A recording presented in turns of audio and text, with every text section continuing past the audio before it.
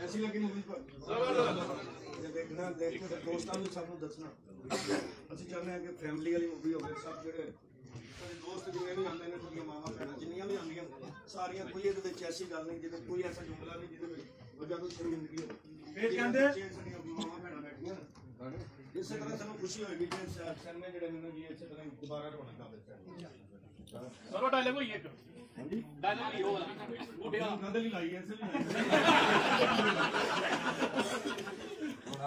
direct ਹੋਈ ਹੈ ਮੈਂ ਜੋ ਕਹਿੰਦਾ ਭਾਜੀ ਫਿਰ ਕਿਹਨੇ ਕੀਤਾ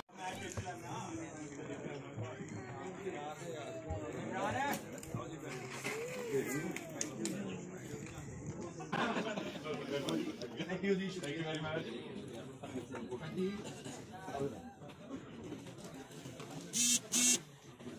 ਕੀਤਾ ਥੋੜਾ ਜਿਹਾ ਆਜੋ ਬੇਟਾ ਆਜੋ ਬਣਾਈ ਬਣਾਣਾ